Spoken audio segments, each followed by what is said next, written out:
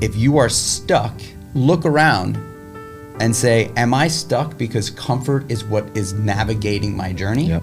Because no matter what, growth is going to require some influence of pain and suffering. It just is. Even when we're kids, little kids, we have growing pains, physical pains from growing. As we get older, those physical pains ultimately transform into mental, right? It becomes like a mental suffering when we're trying to learn, and failure becomes a part of our life.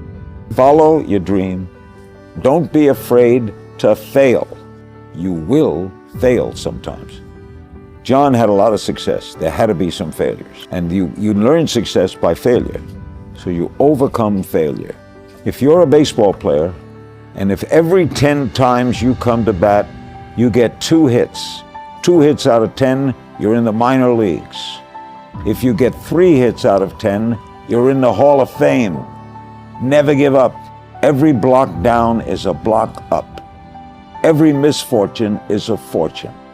Get off the porch. Don't give up.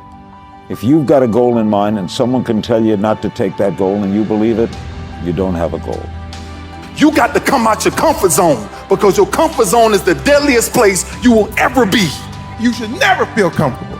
You should be happy and dissatisfied. Anybody ever tell you be satisfied with what you got? Don't believe them. Get them away from you. Don't let anybody tell you, hey man, you should just be happy with. No, you should double your business, triple it. You should never be satisfied with what you got, because the attempt to get more makes you into something better.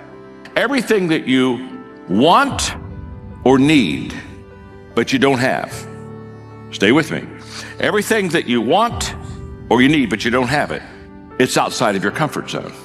That's why you don't have it. If it was in your comfort zone, you'd already have it. You would say, oh my gosh, I need that, so I'm going to go get it, and you take it and you move on. What makes you comfortable can ruin you. And what makes you uncomfortable is the only way to grow.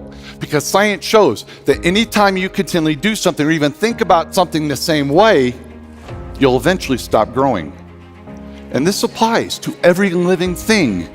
So before your order continues to limit the way you think and act, remember what I said earlier. Growth only occurs in a state of discomfort. When you feel discomfort hit, that means you've entered the complexity ring. Complexity is nothing more than changed order. But when your order is changed, outcomes are no longer predictable, and it's unpredictability that makes you uncomfortable. And well, most times, your visceral response to discomfort is not just no, but hell no.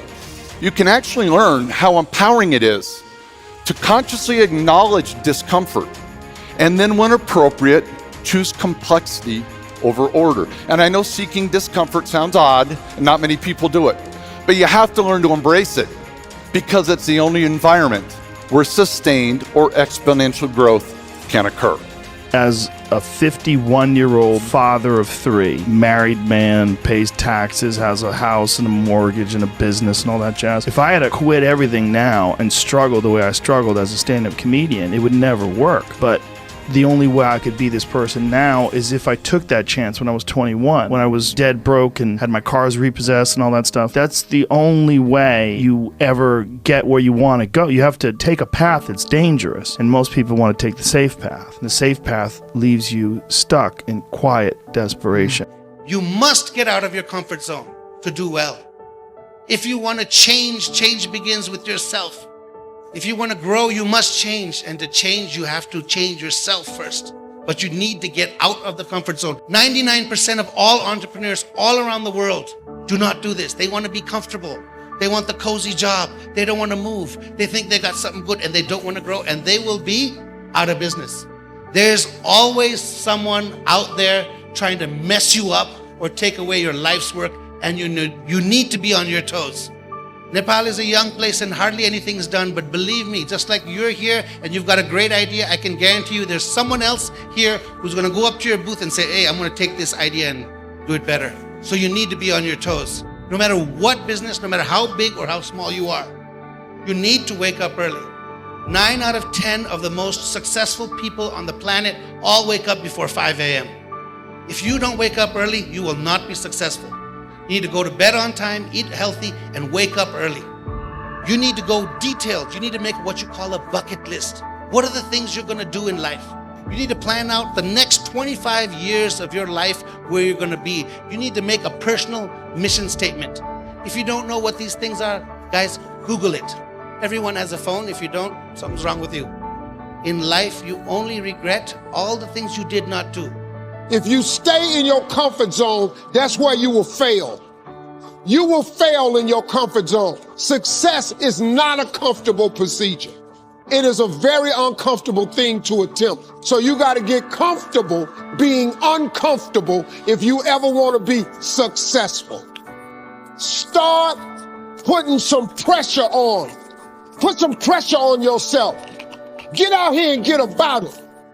Getting out of the comfort zone is part of the process. If I realize somebody already starts to feel like very confident again, very bright, then I know, okay, it's time to shut him down again. And so someone is always confronted between here, then he's brought down. Then he gets methods how he will build himself up again. Then he gets smashed down again.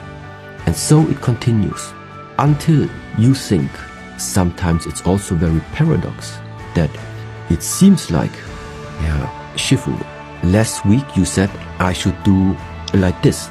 So you told me to go in this direction. Today I'm asking you the same question, but you are telling me I should go in that direction. 3 weeks after, Shifu, now you tell me 3 different things. This direction, that direction, and then once again, you're telling me in this direction. And then people say, what type of teaching method is that?